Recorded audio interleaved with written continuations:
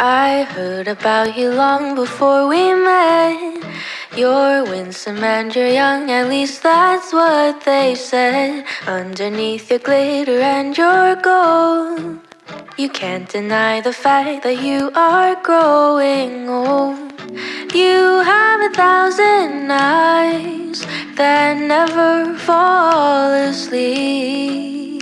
안녕하세요, 빌런입니다. 이번에 리뷰할 모델은 두 가지예요. 오메가의 아쿠아테라 그리고 튜더의 블랙베이입니다. 먼저 저는 튜더 바가 아니고 오메가 직원도 아님을 말씀드릴게요. 인간이다 보니까 100% 객관적일 수는 없겠지만 최대한 중립적인 입장에서 리뷰를 진행하도록 노력하겠습니다. 두 브랜드를 같이 리뷰하게 된 건 리뷰용으로 대여해주신 구독자분이 이 두 모델을 같이 주셨어요. 두 모델을 유심히 살펴본 소감, 한 걸음 뒤로 떨어져서 차분하게 말씀드릴게요. 예전에 제게 다른 시계를 대여해주신 구독자분과 잠깐 대화를 할 시간이 있었는데 그때 이 썸네일을 공개했었을 때거든요. 제가 여쭈어봤어요. 선생님, 왜 이렇게 튜더라는 브랜드는 안티가 많아요? 선생님 왈, 빌런님, 국내에서 인기가 가장 많은 브랜드가 어디예요? 제가 대답했죠. 롤렉스겠죠? 그러면 두 번째로 인기가 많은 브랜드는요? 오메가요. 그럼 롤렉스 오너들은 튜더를 좋아할까요? 아닌 경우가 좀 더 많을 것 같아요. 그럼 오메가 오너들은 튜더를 좋아할까요? 아니겠네요. 깨달음을 얻었습니다. 지금부터 들려드릴 것은 이 두 모델을 대여해주신 실제 오메가의 아쿠아테라와 튜더의 블랙베이를 동시에 사용하고 계시는 구독자분의 인터뷰예요. 재미로 보시고 실제로 이 두 브랜드를 사용하신 분의 생각은 어떤지 한번 들어볼게요. 간단하게 자기 소개 좀 부탁드려도 될까요? 네. 저는 34살이고 그냥 조용히 살고 있는. 네. 저는 튜더입니다. 지금 브랜드 오메가 아쿠아테라랑 네. 튜더의 블랙베이 다크 네. 맞죠? 네. 리뷰를 요청하셨는데 뭘 먼저 구매하신 거예요? 이게 좀 저는 궁금한데. 아쿠아테라를 먼저 구매했어요. 지나가다 이게 봤는데 너무 이뻐가지고. 이쁘죠? 네. 그래서 그냥 바로. 이걸로 네, 그 자리에서. 네, 그 자리에서. 그래서 이제 혼이 많이 났죠.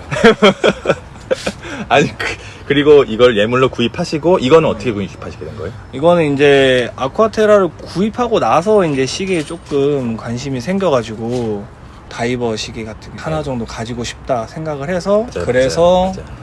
할 거면 인하우스 무브먼트가 있는 다이버 시계를 하나 사고 싶다. 저는 제 팔에 올렸을 때 이쁘냐만 보기 때문에 그냥 순수하게 아름다움을 보시는구나. 그렇죠. 저도 무조건 그거만 봐요. 무브 안 보고 그냥 이쁘면 장땡이에요. 저는. 그럼 이거는 비교적 최근에 구입하신 거예요? 튜더는요? 네. 뭐가 더 만족스러워요? 튜더가 더 만족스러워요? 이유는 논데이트. 논데이트. 네, 그냥 저처럼 시계를 되게 관리해가면서까지 차지 않는 사람들한테는 맞아요. 저도 그렇고. 그렇죠. 긴 파워 리저브 이런 것들이 파워 더 리저브 마음에 들었어요. 논데이트. 디자인은 둘 다 100% 만족하기 때문에 디자인은 둘 다 만족스럽고. 예, 이게 사실 한 번씩은 좀 걸릴 때가 있어요. 이 인지도가 걸릴 때가 있다. 조금씩은 가슴 한켠에 약간 가슴 한 튜더라는 시계를 차고 나가면 네, 사람들이 모르나요? 전혀 모르죠. 전혀 몰라요? 전혀 모르죠. 전혀 모르는구나. 이건 진짜 시계인들 사이에서만 인정받는. 그런 거라고 생각해요. 근데 이제 저는 이제 롤렉스랑 비교를 할 필요가 없다라고 생각하는, 롤렉스 때문에 산 건 아니에요. 어쨌든 아쿠아테라는 밖에 나가면 사람들이 많이 알아봐요? 많이까지는 아닌데 네. 그래도 남자들 중에 일부 정도 다들 꺼낼 정도면은 그냥 마음속으로라도 다 알고는 있겠네요. 그럴 수도 있다고 생각해요. 그런데 그 부분에서 차이가 좀 많이 난다. 그냥 순수하게 시계 자체 퀄리티만 봤을 때는 뭐가 더 나아요? 가격은 비슷하니까요. 저는 둘 다 만족스럽습니다. 솔직히 이거는 우열을 가리는 게 우열을 가리기가 힘들 것 좀 같아요. 힘들 생각해요. 그거는 하나 있는 것 같아요. 옷 받쳐 입기는 조금 이쪽이 아쿠아테라 쪽이 좀 더 편하다. 편하다? 향후에는 업그레이드 계획이 있으신가요? 저는 정리는 안 할 것 같아요. 그 만약에 추가한다면 어떤 브랜드로? 브라이틀링으로. 브라이틀링? 네. 모델도 받으신 거 있어요?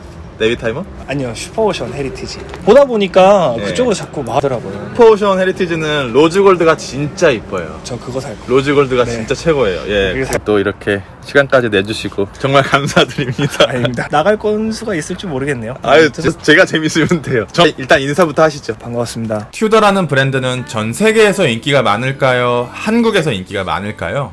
구글 트렌드로 어렴풋이 추측해본다면 특히 한국에서 튜더라는 브랜드는 상대적으로 인기가 매우 많은 편인 것을 알 수 있어요. 튜더가 인기 있는 한국에서도 매장이 존재하는 일부 지역에서만 관심도가 아주 조금 있을 뿐이네요.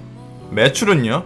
오메가는 8%에서 9%대를 유지하고 있지만 튜더는 상위 16개 브랜드 내에 들어가지도 못했네요. 이 두 자료로 두 브랜드 간의 비교는 무의미한 수준이라는 걸 알 수 있어요. 제가 예전에 썸네일을 이렇게 공개했었는데 제가 한 가지 후회하는 게 예전에 공개한 이 썸네일처럼 브랜드 간의 비교를 강조하기보다 이렇게 모델 간의 비교를 중점으로 두는 게 어땠을까라는 후회를 하고 있어요.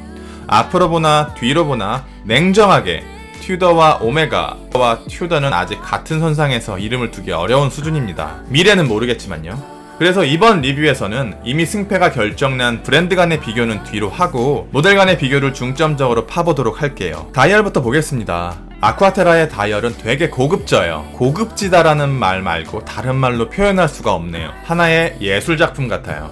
태그 호이어의 아쿠아레이서가 이걸 비슷하게 흉내내는데 전 아쿠아테라의 이 스트라이프가 조금 더 나아 보이는 것 같네요. 아쿠아레이서의 스트라이프 다이얼은 특정 부분에서는 조금 저렴한 티가 났었는데 이 아쿠아테라의 다이얼은 어떤 상황에서도 항상 훌륭해요. 양각 엠블럼에 다이얼 위에 새겨져 있는 이 폰트는 다른 브랜드에서는 한 번도 본 적이 없어요. 마치 실로 자수를 뜬 것 같은 독특한 방식으로 새겨진 폰트예요. 블랙베이의 다이얼은 이렇게 접사로 당겨보면 매트한 재질이지만 육안으로는 이 매트함이 빛을 적절하게 흡수하고 또 적절하게 튕겨내서 매트함에도 불구하고 다이얼이 보여주는 퀄리티는 훌륭합니다. 엠블럼과 폰트를 포함해서 모두 프린팅 처리가 되어 있고요.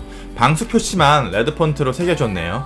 롤렉스라면 이 레드 폰트는 의미가 있었을 텐데 튜더의 레드 폰트는 큰 의미가 없어 보입니다. 인덱스는 아쿠아테라가 좀 더 다양한 기교가 들어갔어요. 주관적인 영역은 제외하고 마감적인 측면에서 인덱스로 아쿠아테라가 까일 일은 없어 보여요.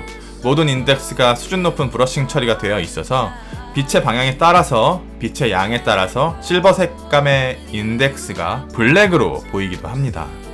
튜더 역시 인덱스로는 깔 수가 없어요. 야광 도료도 매우 깔끔하게 도포되어 있고 그것을 둘러싼 스틸도 흠잡을 데 없는 수준입니다. 아쿠아테라입니다. 아무 말 하지 않겠습니다. 씁쓸하네요. 불량 수준의 퀄리티를 가진 핸즈예요. 시계질을 하면서 점점 더 확고해지는데 오메가는 QC 부서 다 잘라야 돼요. 다 자르고 저를 영입해야 돼요. 반면에 블랙베이의 핸즈는 마감적인 측면에서는 완벽합니다. 더 선볼 것이 없어요. 깔끔해요. 아쿠아테라의 베젤 인서트가 없어서 같은 사이즈임에도 아쿠아테라의 사이즈가 좀 더 커 보여요. 블랙베이는 블랙 코팅된 알루미늄 베젤이고 야광점을 포함해서 숫자들 역시 깔끔한 수준의 마감을 보여주네요. 아쿠아테라의 케이스는 오메가 특유의 트위스티드 케이스예요. 이 케이스는 제가 개인적으로 되게 좋아하는데 이 케이스는 착용감이 되게 좋고 미적으로도 아름다워요. 아마도 폴리싱 처리를 하는데 조금 더 까다롭게 만들어진 케이스네요. 방수는 150m고요.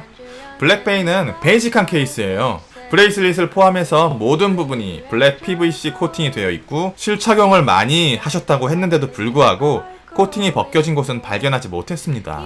방수는 아쿠아테라보다 50m 더 높은 200m입니다. 유격은 제가 깜빡하고 촬영을 못했는데 아쿠아테라의 유격은 조금 있는 편, 블랙베이의 유격은 롤렉스처럼 완벽하게 맞물리진 않지만 그래도 거의 없는 편에 속했습니다.